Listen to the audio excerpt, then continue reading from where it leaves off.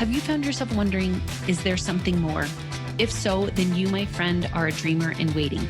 I'd like to welcome you to the Dream On podcast. I'm Julia Gentry, and along with my husband, Travis Gentry, we discuss real, raw, and not small talk conversations about faith, family, entrepreneurship, and all the things that matter most in this life in order to help people bridge the gap between what they currently have and what they really want most.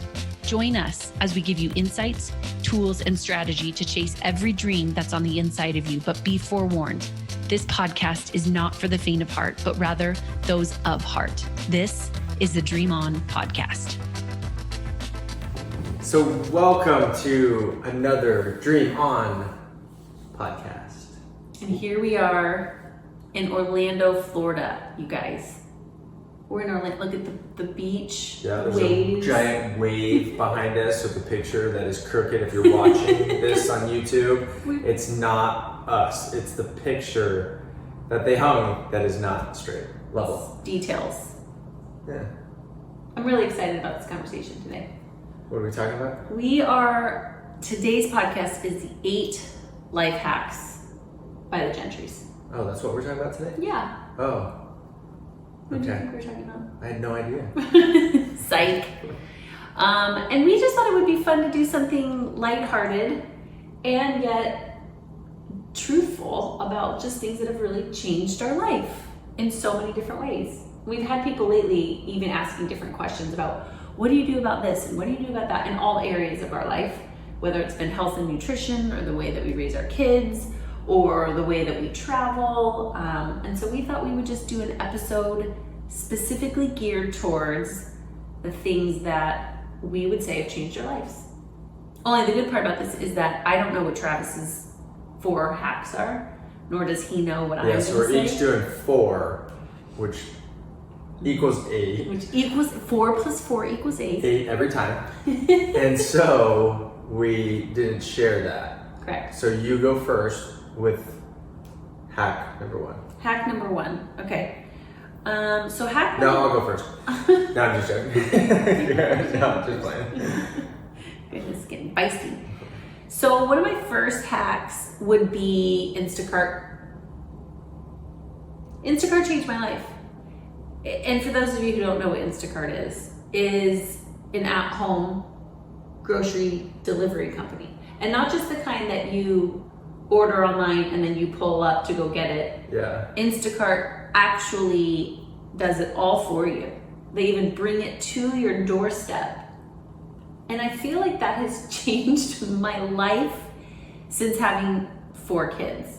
It's so funny you said that because I'm excited now to share my first one, which is like... Well, we had to talk about I know, but more like deep. Oh no, I have a couple deep ones. But I'm starting out in the sha-la-la-la-la-la. But this one helped me too. Okay, it is for real. Because I think that I remember the first stages. When we first had Malachi, I did not want to go to the grocery store because when you have your first kid, everything feels hard, right? Like, do you remember first having Malachi? You're like, how has everybody been having children all this time? Because he just felt really challenging to me.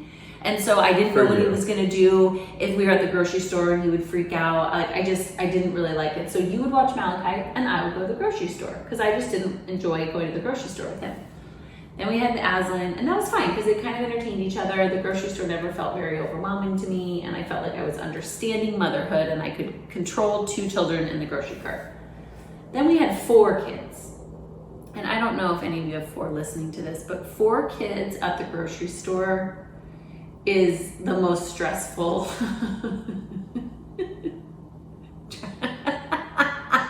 And trying to push a cart with food, because only 2 fit in it, unless you go to some of the stores where they have like the 4-seaters, but most of them fit 2. No, and even still, they don't stay in the cart. So even if you wanted the carts to all have 4 seats, they don't stay in the cart. And if they do, it's like 7 minutes. And really a grocery store excursion is at least 47 minutes long. Which we just found it, or you just found it, or we just started using it in Oregon, right? Yeah, so up in Bend, Oregon. Idaho.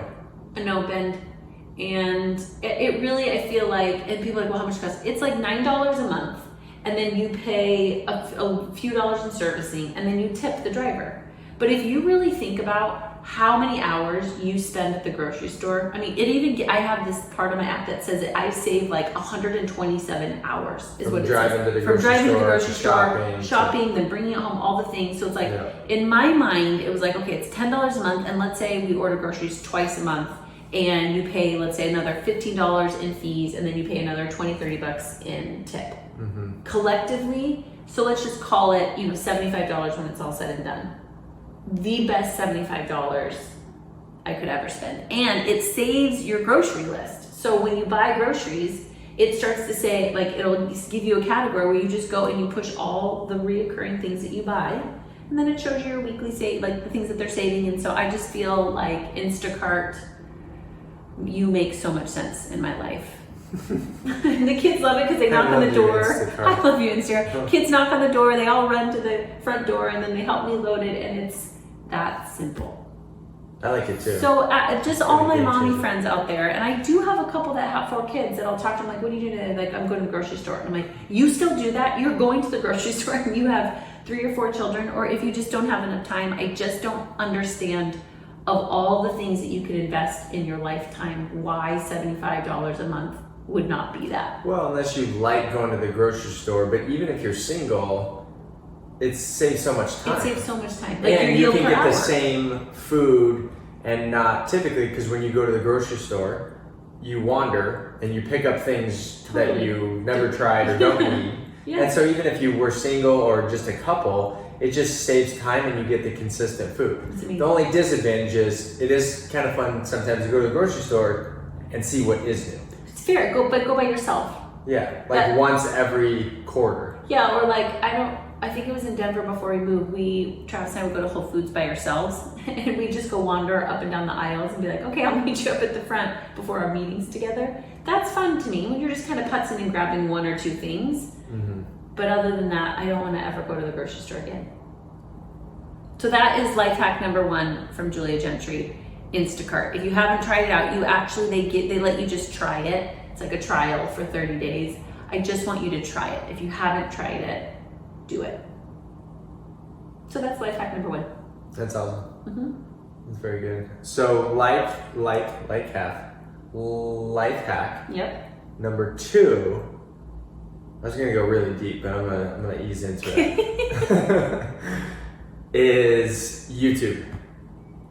That's a life hack for you? Oh yeah. Tell me more. Yeah, for sure. YouTube is one of the best tools and resources because I'm a visual learner. Oh, interesting. And so visual and audio, so I get both. So if I'm watching or wanting to learn something, there's been so many times where I could YouTube something on how to fix something, and there's a video on pretty much everything. It's so funny that you say that because I remember when we were driving in the RV, and that I don't remember what broke, but it was in the middle of the night, and I was like, what are we gonna do? And you're like, I don't know, give me a second. And I honestly, in your defense, I was a little upset for a minute because I was like, where is he and why is he on his phone right now? Like, we need to fix this. He was YouTubing. I actually remember that. I was like, why are you on your phone? You're like, I'm YouTubing to figure out how to solve this problem. Pretty much every problem. I mean, I watch it for the news because you get clip notes. Yeah.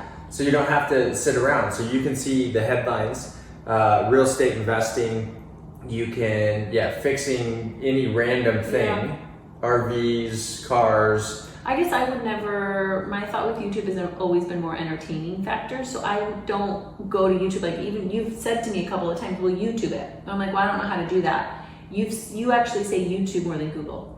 Oh, for sure. I mean, YouTube is probably my preferred. There again, because I want to visually see something. So whether it's, and then I can listen to it. So instead of reading something, someone is showing you how. But most of the time, the people that I follow or when I YouTube something, it gets to the point. Yeah. I don't have to scroll through and read a bunch of stuff. Like if I'm looking for a how-to, show me how to do that, not a bunch of copy to read and then figure it out. And I feel like I learn a lot about you when I go and look on your YouTube, because YouTube will pull up like when you start scrolling. Oh, it's all over the place. You guys, it's hard to be Travis Gentry. I want you to know this, by the way, because your YouTube channel is the most there's the most variety of different options. Like mine is like worship music, kid worship music, and Bethel. Right, like that's really what it is. I go to yours and I'm like, what? It's from crocodile hunting to real estate investing. Some of that is the kids. So at night, sometimes me and Malachi will cuddle up and it's like, let's watch like the craziest or coolest animals, or so that's them. But at the same time, like you'll see anything from like Dr. Miles Monroe to Joel Osteen to the UFC to real estate investing to money to like, I mean, so it is, for what I watch, is very different. Variety, yep. Music that's and awesome. Okay. So for anyone listening out there, YouTube it when all else fails. that's right. It's an amazing life hack. That's Yeah. probably a really good one to have. That's like back in the day. That's the best. Back in the day, they would have said like dictionaries. Totally. Like if I could only have one app on my phone, it would be YouTube. it would be YouTube. Well, I'd have to have two because of MapQuest. What did they do? I mean, really think about this.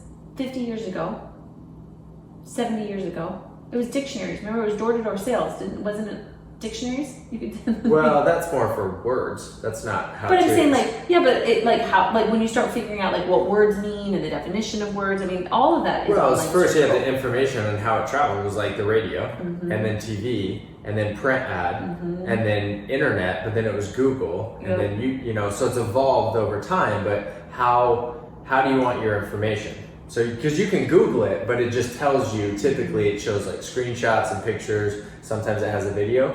But I can just go to YouTube and find a video specific on anything I want. So YouTube's hard for me, I feel like, because I am a verbal learner. I process by talking. Well, you Travis. can talk back to YouTube Poor too Travis. if you want. Like, you can pause it and almost act like you're having a conversation. But I've noticed even when I will say to you, what did you hear? I like to have that conversation with you. So you almost give me the Cliff Notes recaps of the Cliff Note recaps that you have, and then I like to talk about it. I like to process it out with you. So YouTube and I don't have probably that fond of a relationship because it doesn't allow me to talk back to him. Yeah. Well, I think it's amazing. Okay, that's a good one. Okay, my life hack number 2 is intermittent fasting. What is intermittent fasting? Okay, so intermittent fasting was introduced. Again, here is how I my shortcuts. You learned about it From YouTube. from YouTube, Thomas DeLauer, Yep. and this was probably 3 years ago because it was right when we lived in Arizona.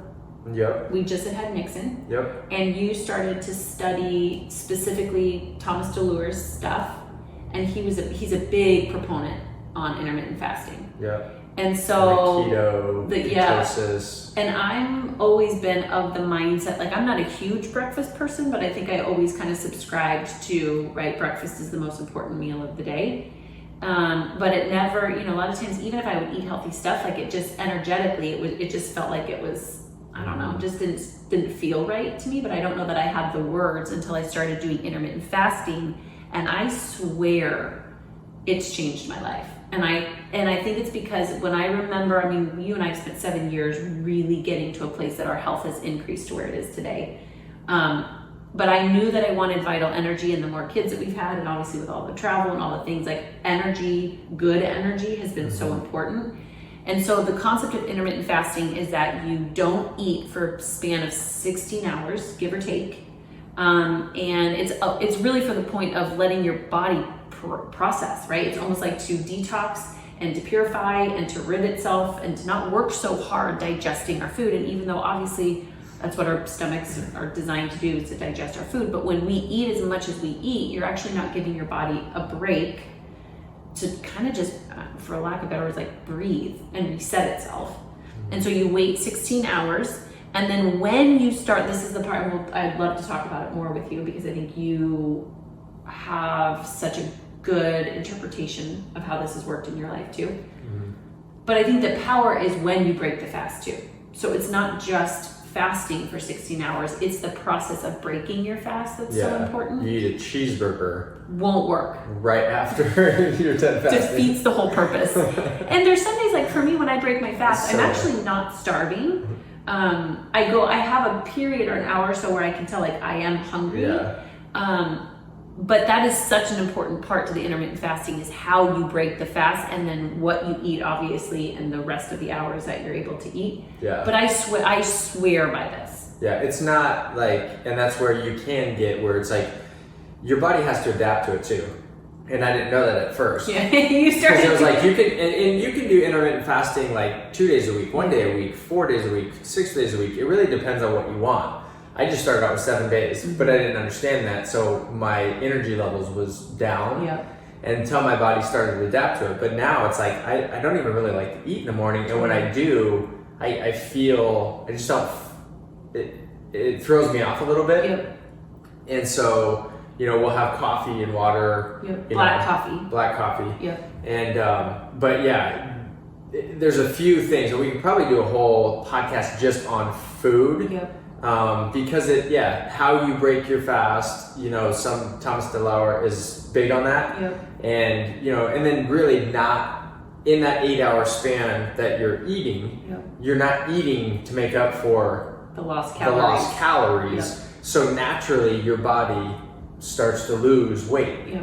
And so, but I haven't noticed it as far as even losing like muscle. And so that's a big thing too. And there again, we can talk about that as far as like calories, and like I work out in the morning. Love working out in the morning.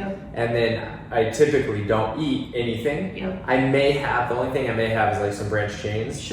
But I don't eat any like big meals or protein or anything right after. But to your point, your body also processes that so quickly in the workout. It's not going to totally derail me. Correct.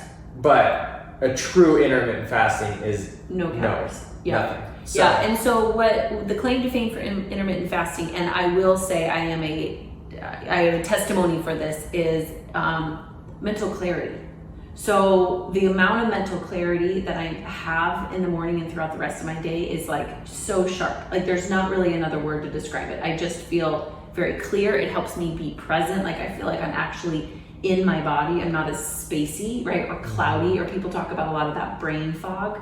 Mental clarity is huge.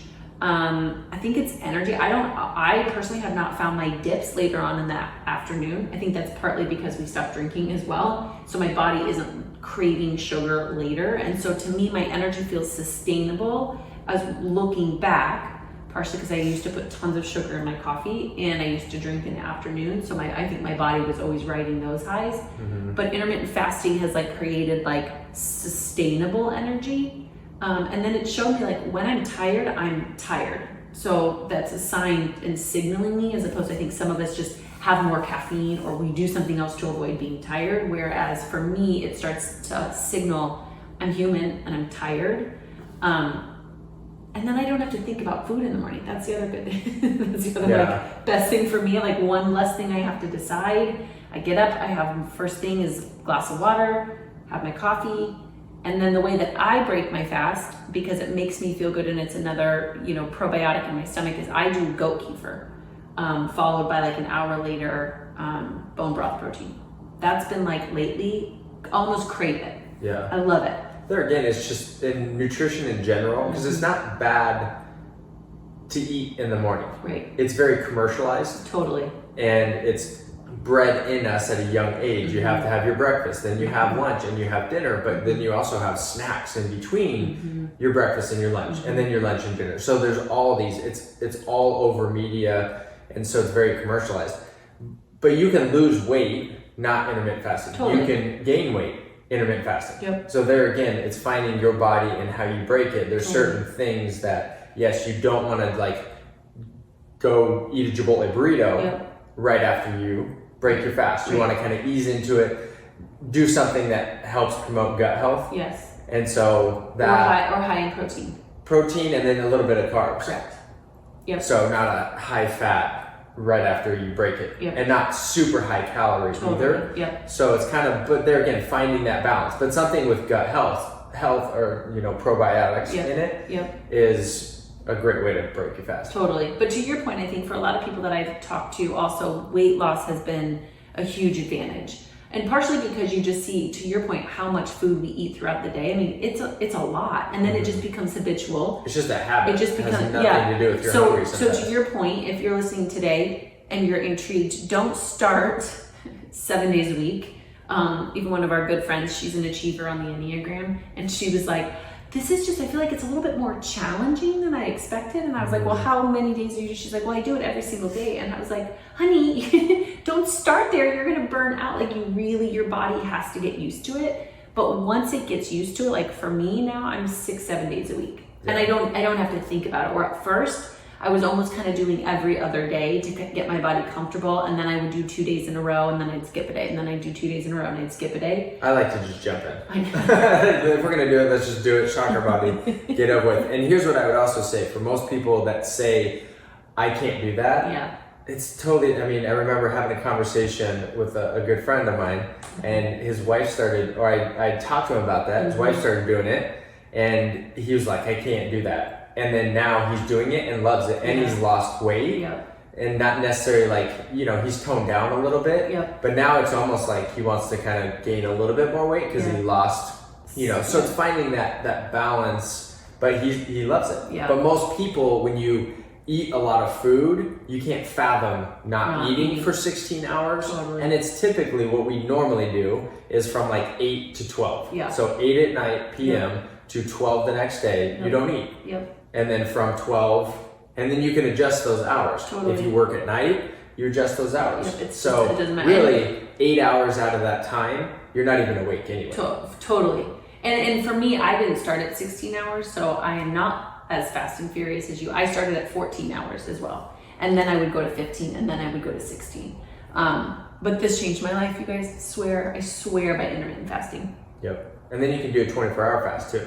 Someone they do 24, like once a month. Yeah. Do a 24-hour. Yep. So there's different things that you can do and reset your body. So thank you for that. Or Thomas DeLauer, thank you. Thank you, Travis Gentry. Totally. Good stuff. Is my turn? Mm-hmm. Oh man. So do I go deep? Yeah, let's go there. Okay. So I would say my hack, my second one, is Jesus. Mm-hmm.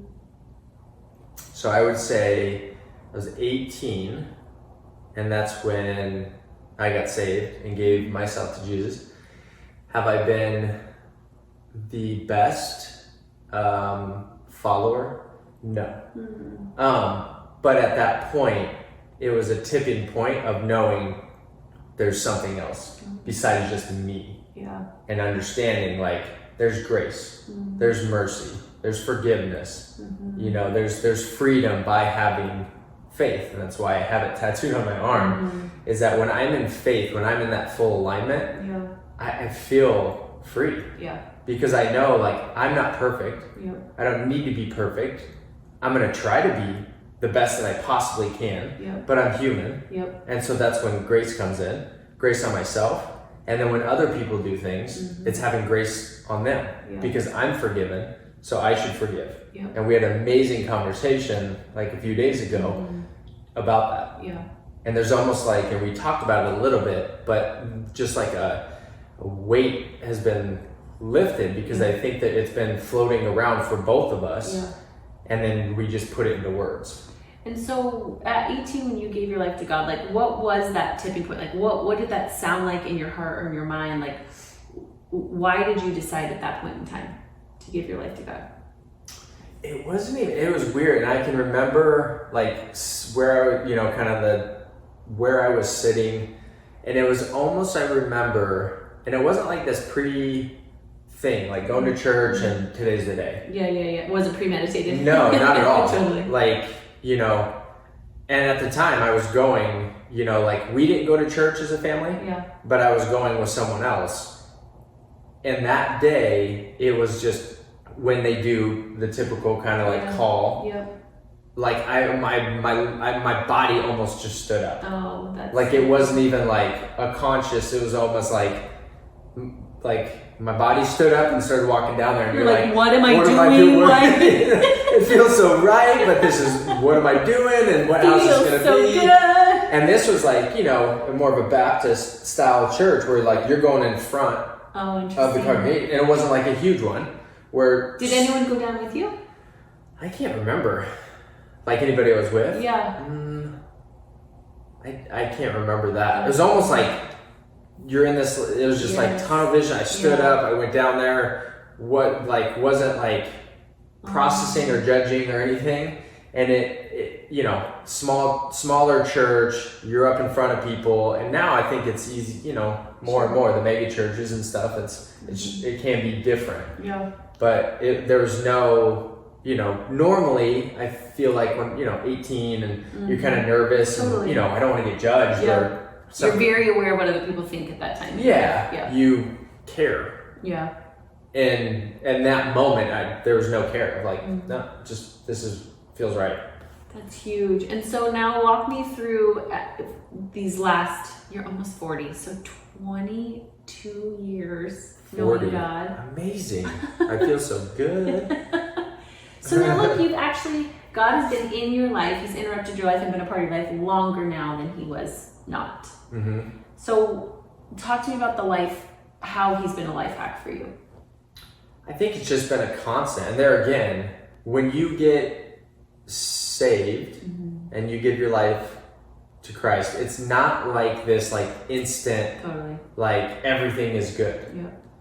And going through seasons of life that, you know, from high school out into college and stuff, there's definitely, I lost sight of it. Yeah.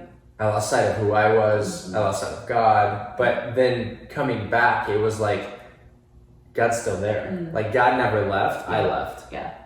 And so I think sometimes through this process, you don't feel alone, even when you're walking through like those harder times. And God's like right there just for you to go back to. Totally. And I think that, in my opinion, is one of the biggest misconceptions that I've heard. And, you know, our stories are very different because I grew up, you know, when my parents got divorced at the age of 5, my mom dove headfirst into the Christian church, right? They were walking completely outside of God. And so I think that was her wake-up call. And so I remember as a kid, you name it, Rodney Howard Brown, Marilyn Hickey. You've been saved like 100 I've been times. saved. I think I've been saved 100 times. I remember people running around the church and falling over. I remember people speaking in tongues. You know, and that was very normal to me. And so my experience was God was almost like handed to me on a silver platter. I didn't have to work for him. I didn't have to ever kind of know him. I gave my life 100 times. You know, like it was so around. And it wasn't until the day I remember it kind of that same age, 18 years old, where I was like, I don't want to do this anymore. And I can remember knowing God's voice, like feeling and hearing God's voice. And I remember praying that it would go away. Like, God, I can't be bad. You know, like I was like, I hear your voice too much. And I remember the day that it stopped. It was almost like God was like, I'm not gonna force you to hear me. And I think the misconception is that we think that God goes somewhere. Well, I think in that context, so explain that though. I think you went somewhere. God didn't go anywhere. No, that's what I'm going to say. We think that God goes somewhere, right? Like, where is God in this? Or why can't I feel God? Or why can't I see God? Or it's God's fault that he wasn't there, or whatever that is. But to our point, very, very different experiences. But God never went anywhere, ever. And I remember the day that I actually recognized that I was no longer hearing from him. And immediately I got back on my knees and I was like, I don't want to live my life not hearing from you. And again, it was like that immediate spirit to where you're like, there he is. Not because he didn't go anywhere, but because I went somewhere. And I think that that's the beautiful part about a walk with God, is not that he goes anywhere. It's where did we go? Yeah. So how does that impact now having kids? Because our experiences, again, were very different. So how is that life hack translate even to with our kids? I think it evolves. You know, just like with anything, we evolve as humans. Awarenesses, as you have kids, certain things that you did do, you don't do, because whether you don't have time or it just doesn't fit into the lifestyle.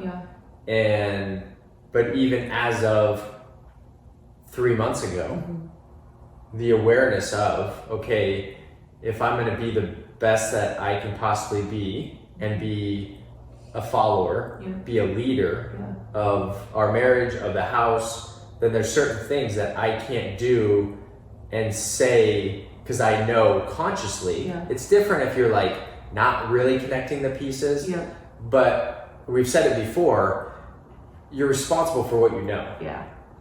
And so once you know something to be better, then do better. Yeah. And so we've said that, and it's so true. So, and we've talked about it, like alcohol. Yeah. We've talked about it for on and off for quite some time. I've stopped drinking for a year at a time. Yeah. I've stopped drinking for 3 months. I kind of go through those and then go back. But looking at it, that's one thing, and we'll definitely do a podcast specifically on that. Yeah.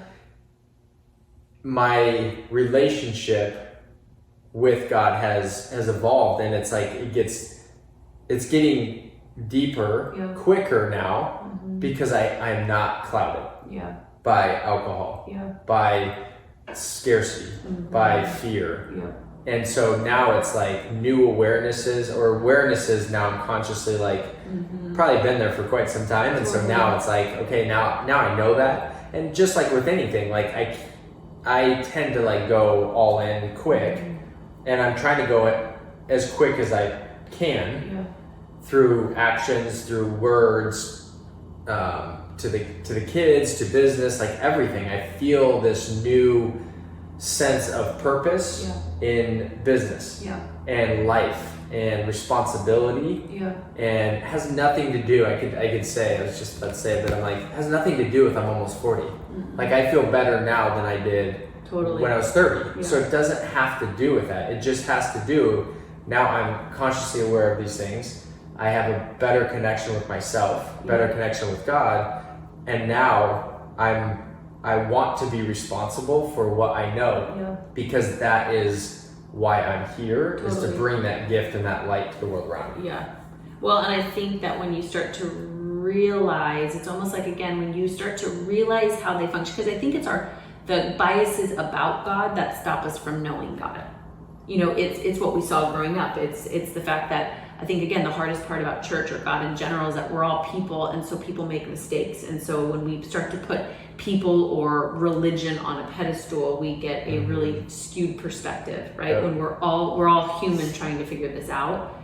But when you start to actually know God, you know, like I would say, even for you and I this last year, the way that God has come alive to us, again, not that what's written in the Bible was just written in the Bible, but I read it differently now. Like it's so come alive even to me that it's like, has this said this whole time? You know, like I feel like I'm reading verses going, did I miss the context? Did I not not apply it in my life? Because like this stuff works. Or you go through the motions of saying something or one of the scriptures, but it doesn't connect. It's like, the head level, when you say it, you're like, oh, it sounds good, maybe in a prayer or someone else. But now it's like, whoa, that has actually power behind it. Well, it was the other day when we said to Malachi, you forgive 70 times 7. We get in the car, and Travis and I it felt like church. I mean, even there you were like, it was church. Oh my gosh, it was like the craziest conversation around 70 times 7 the Bible tells us to forgive. And so we started talking through the times that we haven't forgiven, or why we don't forgive, or where we've gotten stuck, or whether it's in relationships or things with ourselves or whatever. And both of us were so convicted because we were like, we said the answer, and until you sit and marinate in it and you go, oh crap, like this doesn't even just imply, like it is very vivid. Yeah, well, it's connecting the dots, and like what you just said, and I had a conversation with a friend today, specifically kind of on that, where it's easy, right? It's you know, even with COVID, you know, mask or no mask, or Trump or Biden, or whatever it is, to judge people, as opposed to like classifying people in a certain category, whether you're gay or lesbian, whether you know you like Trump or you don't like Trump, or whatever it may be. And it's like, yes, there's fundamentals faith-wise. And I may not agree with you, but I still like you and I love you. Yes. Because that's if I'm going to be a follower, totally. Like I forgive you, because one, I can't cast a stone, totally, because I have sin in my life. So it's so easy for people. And that's where we were at. So let's talk about us specifically. So for us to classify and say, we're not going to forgive, not necessarily consciously, but underlying. It was like, we're not going to forgive you. We're going to put you over here. We're going to basically cut you off or disconnect or not have you a part of our life because one thing or multiple things, and because we don't forgive you. Yeah. And so that was like a huge part of the context of the conversation of like... Well, it was because this person had done it multiple times, right? Yeah. So we thought that we were being wise by not showing forgiveness, because that's wisdom to not forgive them. Again, this was not words we were using, but it was kind of like, we're going to set boundaries and we're just going to push that person out of our life because it's been multiple times. Yeah. And the minute we found ourselves saying to Malachi, the Bible talks about forgiving 70 times 7. We looked at each other and we were like, 70 times 7. Well, and it didn't even hit. We didn't still... No, it was later. Yeah. But when we finally were like... But we were talking about that, and that's where, like, I think, kind of the seed got planted, and then it was like festering and water, got watered and watered, and it was like, all of a sudden it was like, whoa, okay, like... Talk about this. Forgiveness, and there's forgiveness that I have not done. Yeah. And that was huge. Yeah. So there again, coming back to what you were saying as far as family and kids, I can't tell Malachi to do something if I'm not willing to do it and lead him in that too. Totally. And so when he's going through a hard situation in forgiveness or judgment or, right, wrong, it's like, I also, like, if I know that, I'm responsible for it. Totally. And now I have to take action on it. I mean, how do we talk about any other life hacks after that one? That was good. Jesus, you guys. Jesus is our number 3 life hack. It's amazing. Yeah. 4. Was that number 4? I think it was number 4. No, did you do 2? Yeah, you did 2. Okay. So now you're on your 3rd. Okay, I'm gonna go lighter. Yeah. Okay, I actually read. So I really feel like this is silly, but this water bottle, this life straw. Jesus to a water bottle. No, but it's a life straw. A life straw. Like, it's actually called life straw. It's a life hack, you guys. So our kids, now again that there's 6 of us, we drink water like crazy. And I'm so big on clean water, filtered water. I've never been a fan of drinking fountains, not just since COVID. I just think that they're gross. And the water that comes, I want it to be purified. That's just always been a big deal for me. And so normally we have tons of our big, what are those water bottles called? Like the 32 or 64 Yes, there's a name for them. I ounce. can't even remember. Look, I've already moved on. I'm sorry, I've moved on.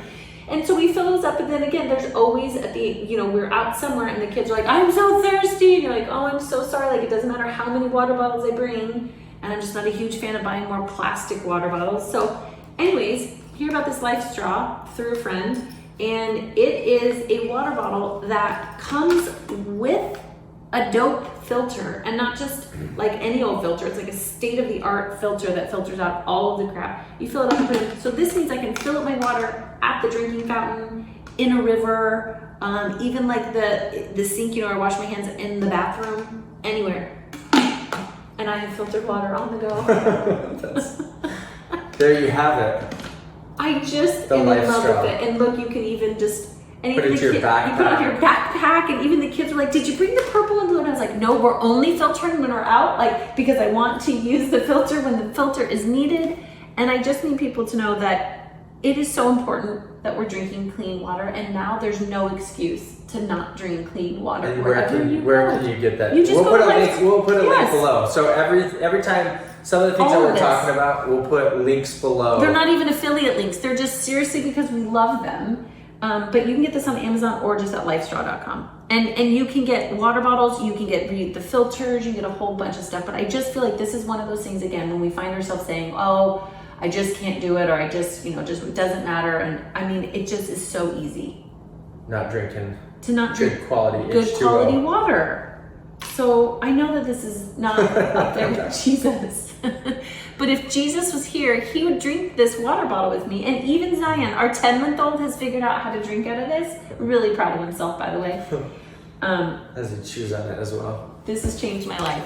Thank you, Life Straw.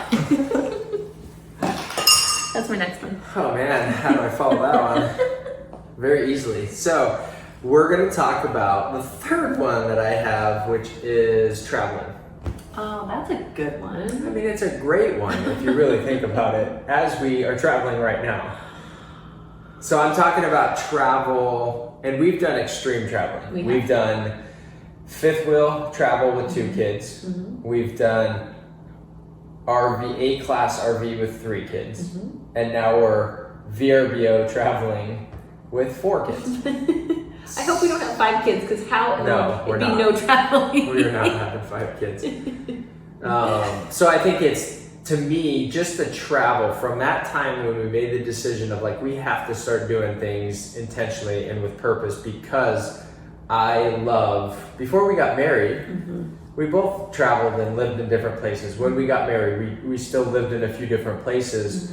But to me, that's what puts life in perspective.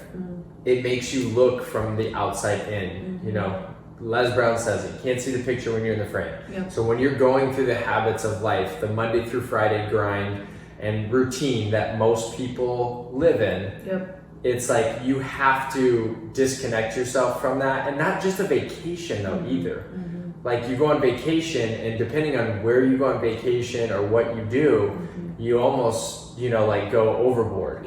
Or you can. And so it's really like a reflection time to like see, okay, like going to these places and meeting people that we've met throughout the country now, the culture, the food, just like the lifestyle, it's just so different. And it makes you, to me, it's like, it's so life-giving, because now I can take little different things from different environments and different people, as opposed to, and I'm not saying this is a bad thing, but talking to the same people and kind of running the same habit loop of conversations, you start to go outside and you're like, there's just so much more.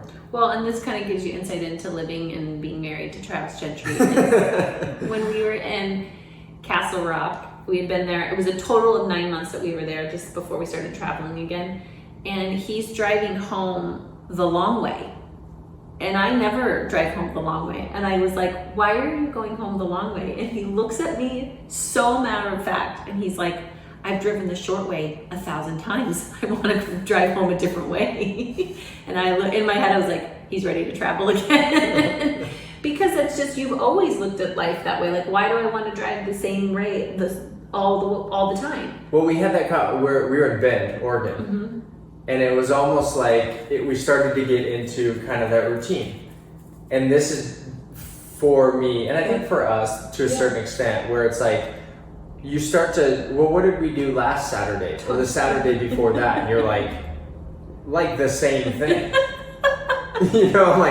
So what's the point of living if you're doing the same thing, or you can't remember, and the Saturday or Sunday before looks like the same for 6 weeks? You guys, you should 6 months. He's going to ruin you forever. You need to turn this podcast off right now. It wasn't until you started making comments like that when it was like, we've gone to this park 1,000 times. I've driven home this way 1,000 times. Like, I've seen it, I've done it, that I don't think it ever put context around it from that perspective.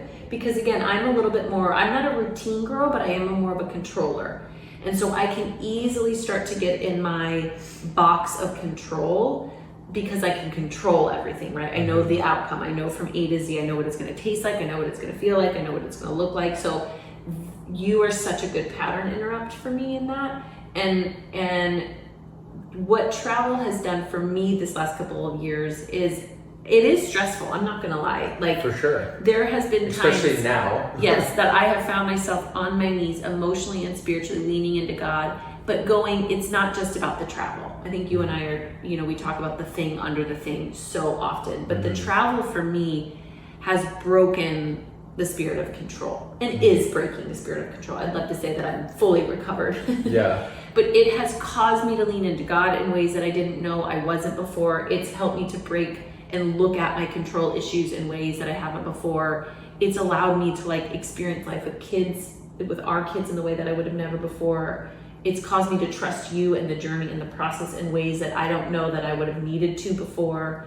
And so that for me is just been priceless. Yeah. I feel like our travel has been the best therapy I could have ever. You can't pay for this stuff anywhere. Oh, 100%. And now, and we will, that's been the conversation as of late. Like, Yeah. we want routine. Yeah. To a certain extent. Sure. We want a home base. We want the kids to have routine. We want routine, Yeah. a little bit of structure, but also knowing we're going to travel and go explore and see new things. Totally. So it's not a balance. I don't think there's No. such thing as like balance and you just do this. It's like, It's the no. chapter that we're in. Yeah, when we have a home base, we're gonna still travel. We'll go out for a month or 2 weeks and go explore and see new things. And so, I mean, even I remember, I think it was in Castle Rock, but it's like, I just don't, it blows my mind sometimes when it's like someone lives there and they go to the same park over and over and over, and there's like 8 parks within, a certain amount, and you're missing out on potentially something. But I think, new. I was chatting with a gal the other day who said,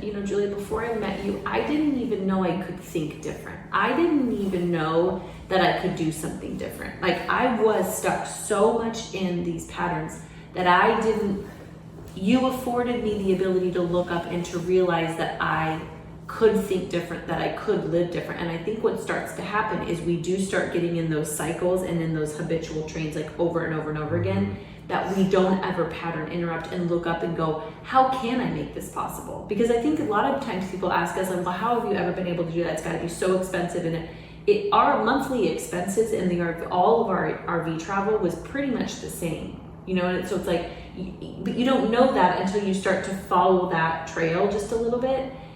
It's possible. It's just, how can we make this possible? And you've always been a proponent of that for me. Like, I don't think I would have done these last 4 years without your perspective, because I didn't know, quote unquote, didn't know how to make that possible. Yeah. Right? Like, you're really good at, when we decide that we want to do something, you've really got the skill of knowing how to make it happen. Yeah. And it's also helped me understand what I was doing well and good that I need to keep doing. Yeah. Like what? What do you mean? Like, even in business, like, there's certain times where I feel like, I almost sabotage it because I needed something different. Yeah. But it's also like, that's where I've recognized that, probably more so now than ever, of staying consistent, having, like, the pattern. That's what business is. Yeah. Like, doing something good and getting better at it, not trying to do all these, a bunch of different things, like the shotgun approach, like getting good at this. So I've recognized that that's been a shortcoming of mine, of like, I do something different just for the sake of doing something different, as opposed to saying, okay, in business and in real estate, I'm going to get really good at these, and then get even better at those and even better at those, but then I'm going to bring in and travel and other things, the variety outside of where I know I need to have consistency. Totally. Well, and to that point, even with the kids, I've had people say to me in the midst of the travel, well, don't your kids need consistency? And I'm like, well, let's talk about this last year. First of all, no child has had consistency. So whether we're traveling or not, like, things like COVID could happen to where you pull the rug of consistency out from underneath any kid, right?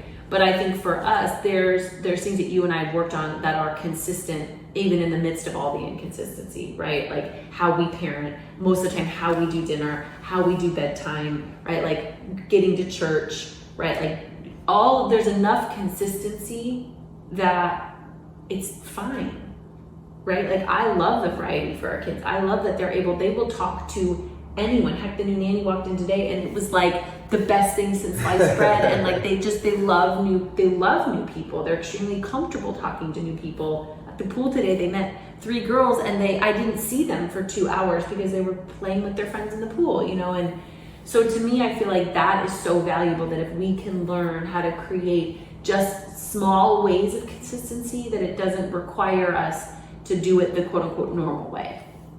You can find consistencies in any type of lifestyle if you look for it. Yeah, and it's good, and I think it's needed. Yeah.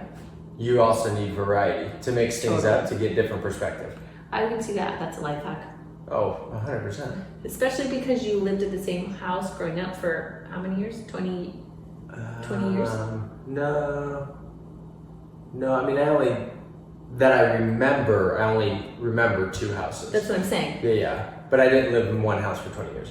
No, but the one in Parker. How long did you guys live there for? No, we moved there, I think it was like, I mean, I lived in the house for 10, 11 years. Okay. And then the house before that was like 6 years. And then I don't really remember, Yeah. you know, from 1 to 3 or 4 or whatever. Okay. Good one. I appreciate that one. Okay, my last one. Oh man, well, I have a couple more. Which direction do I go with this? I mean, I will say we know we're going to do another podcast. It was between two. The Passion Translation Bible, but since you already said Jesus, the Passion Translation Bible, just this is a quick plug, that has really changed my life. Love that book. But the one that's really changed my life is not drinking. I feel like I've never been an alcoholic, right? You and I we've never gotten sloppy with it, right? Like, don't even think that someone watching our lives would think that we had a problem or that I had a problem all on this one.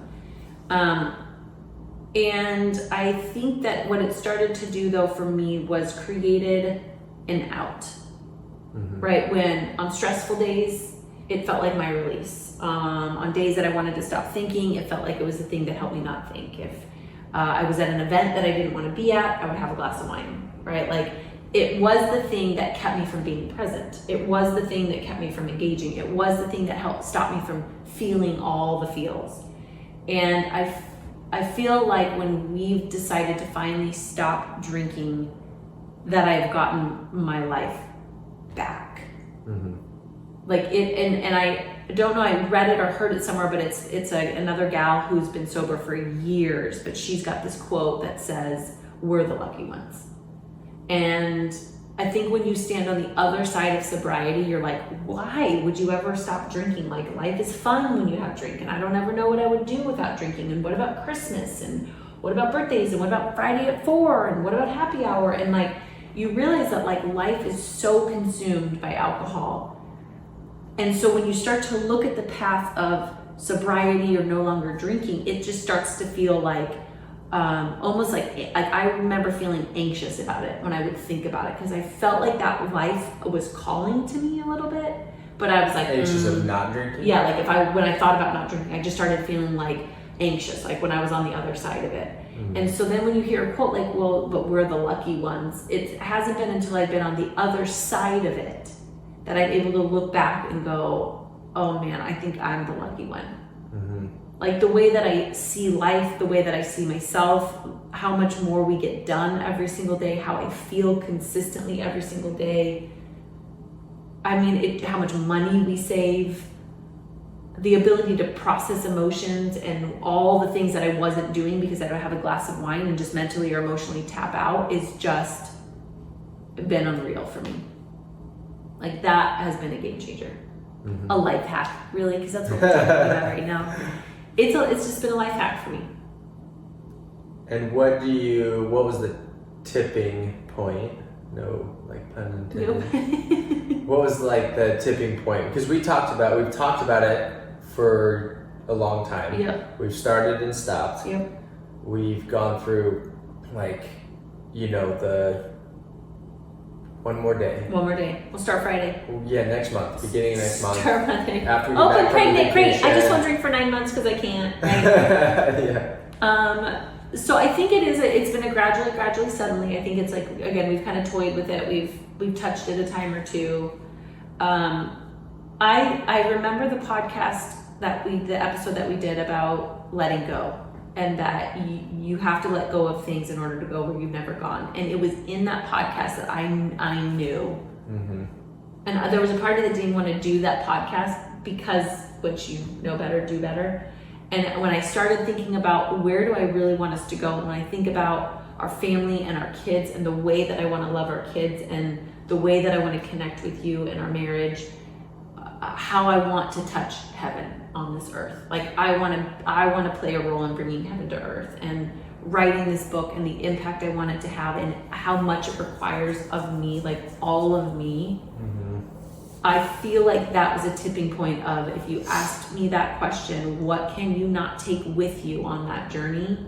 Here we had just packed up all of our stuff, right? Like, we were traveling light, and I feel like that was the final tipping point of this. Like, I can't take alcohol with me, because though I don't drink a lot, I drink enough to where I'm giving attention to it, I'm putting focus there, I'm obviously still not dealing with something or not processing being present or whatever it is. And so I feel like it was that question and putting our attention there that stimulated this, like, this can't go with us. 100%. Yeah, and it's been a struggle in a conversation in our marriage for years and years. And it was, I think we enabled each other on different levels, because I remember there's been a couple times where it's like, you know, we're not going to drink or whatever, and then it was almost like you get a text, you'd be like, hey, I'm stopping at the grocery store, do you need anything? And then you're waiting for the other person to say, oh man, I'd love a glass of wine. You're like, yes. I get some beer too. That is so funny that you're saying a shot or wine. I don't even know that I've ever admitted that to you. How many times has that happened? And I know exactly what was going.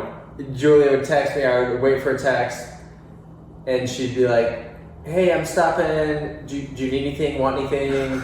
And not saying it. Hint, hint, hint. Hint, hint. Or sometimes you would just say, hey, I'm going to stop and grab some wine, you want anything? Yes. You know, so it was totally like enabling. I wouldn't have that night, but since you are, yes, I would love one. Totally. You know, and then the next night. Yeah. And the next night. And I think for me, it just started to be this conversation of like, why not? Like, well, but I need a glass of wine to distress, like just to kind of check out. And it was like, but what? Like, why? Because it's really, you're actually not processing once you have the drink. So if you're feeling like the day was so stressful, this is what I'm telling myself, like, Julia, if you feel like the day is so stressful, or you're around people that you don't want to be around that much, or your emotions are, you know, at the surface ready to explode, or whatever it is, like, that's what we need to be dealing with. Like, that glass of wine isn't going to solve the problem. It's just prolonging the inevitable. And at some point in time, like, wherever I go, there I am. And so it was like, when I started to connect those pieces, that's when I started to go, okay, I don't want this to go with me anymore. Yeah. I want to look at the thing. It's the complete opposite. It's the complete where it's opposite. like you show up when you drink, it allows you to be someone that you're not. Yep. Normally. Yeah. And so it's definitely a way, I mean, #disconnect. Yeah. I mean, that's exactly what it is. And that's what we've kind of talked about and joked about for a while, but it's like, pour me a glass of disconnect. Totally. That's exactly what I want to do right now, is disconnect from you, disconnect from our kids, disconnect from this day. Or people, you know, I or remember people thinking when like, you're around people. Yeah, or like, thinking like, well, I won't have fun without it. And you're like, okay, that, like, there's so many things that we need to talk about. Okay, where the party, like, a wedding isn't fun without it, or going out with my girlfriends isn't fun without it. And you're like, okay, maybe the girlfriends then aren't fun, or maybe you think you aren't fun, and then like, okay, like, we got stuff to look at. Yeah. Like, there's something here to look at. And it was like finally owning those conversations of watching myself every time I wanted a glass of wine and going, what's the thing under the thing? Because that's what I want to deal with. And it's been interesting, thank God, but having not drank now, like, I've had one day that I was like, okay, this is the day that I want a glass of wine. One day this whole time. And I looked at myself in the mirror and I was like, why do I want a glass of wine? And it was like, because this is really hard. Yeah. I feel emotionally like today was just really hard. And so I want a glass of wine so I don't have to feel it. And so I was like, okay, or is there something else that I could do? Yeah. Can I go for a run? Can I get in the bath? What do I actually need to do that's going to heal the problem and not just put it off till tomorrow? Yeah. Well, and then the understanding of the reason why we were doing it was really starting to weigh on me too. Yeah. Where it was like, I don't want to do this just to disconnect, and the feelings and the emotion are going to start to build up because I keep burying them. Yeah. Because I'm not living in my full potential. For me, that was an underlying, like, it was killing me inside. Totally. One, I wasn't totally being and living in faith and being the best man I can be for you, for the kids. And so it was like, I can't keep doing this, but that was like the vicious cycle. Totally. So I'm going to keep doing it because it's bothering me, which is a weird thing. It's totally like this habit loop of like, it bothers me so much, but I'm going to keep doing it because if I stop, then I'm responsible once again for other things that I'm hiding from or burying. Totally. But it's been the most freeing too of like, now I'm hungrier than ever to do, my business and investing and everything. Yeah. And that's my life hack number 4. This is the final. This is number 8. So just home run right here. Right here. So it is, I would say it started with a book. Wait, what's the life hack? So investing in money. Okay. Oh, okay. So it started with a book, Robert Kiyosaki, Rich Dad Poor Dad. But investing in money and understanding it, and that's what I've avoided for such a long time. We've been successful, we've had rentals, I've sold them off, I've lived by fear, and that's one of the reasons why we sold them off. I thought the market was going to crash, and now being super aware, conscious, and going after what I want, surrounding myself with people that are further ahead than I am, but also then putting into practice what I know has been so like exhilarating and exciting and freeing, and not just about me, but also living like truly in my full potential. Like I've read so many books, listened to so many podcasts. I know real estate very well. And in the last 4 months, I've done more real estate than I have in the last couple of years. So talk to me about why is investing a life hack? I think investing is a life hack because it allows, I think real estate is the best vehicle to gain wealth, grow wealth, and maintain wealth. Gain wealth, grow wealth. Interesting. There's nothing, a vehicle that everybody can do. There's no it doesn't Define matter. everybody, because I think that there's so many people right now that will go, but I don't have that kind of money, and I don't have the wherewithal, and I don't have a high enough paying job. There's probably a million excuses. So talk to me about that. And there again, it's the understanding of real estate and money in general doesn't have any it's not racist. It's not, yes, if you are grew up with no money or poor, you have poor money thoughts and habits. If you grew up in a rich environment, wealthy environment, you have different ones. So, but there again, YouTube, coming back to it, you can YouTube every how-to out there on real estate. How to get real estate with no money, how to start real estate from wholesaling to investing, to creative financing, to flipping houses, to partnering, to JVing, all the things. It's all there. The one thing, and I would say, and that's what we're pressing into, is the mindset behind it. Has nothing to do with the how-tos, it has everything to do with the mindset. And has been where I allowed myself to get attacked. I would agree with that. I think that in obviously when we first started our business in real estate, back in 2008, the biggest learning curve for me was that mindset. Because even though my dad was an entrepreneur, I grew up living paycheck to paycheck, and that was what I was accustomed to, what I was used to, what I was familiar with. And so I remember reading that book and just thinking, what? Because you just don't see it, don't understand it, don't get it. It feels like the terminology is insane. I didn't feel like my brain worked that way. And there is a ton to learn, right? There is definitely techniques. It's a language. It's just like being a doctor. You learn a language. You being an attorney, you learn a language. And so they don't teach it in school. So you don't grow up unless your parents teach you about money and how money really works. Because most people invest in their 401k and whatever their company offers for the long run.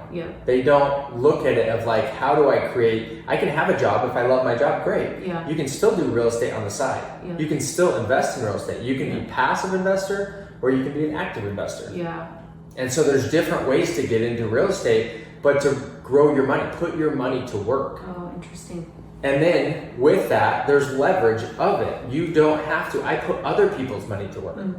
So it's not all of my money. It's other people's money that I get to put to work based off of the skill set that I've acquired over years. Yeah. And so I think the life hack is, once you know real estate, once you know money and investing,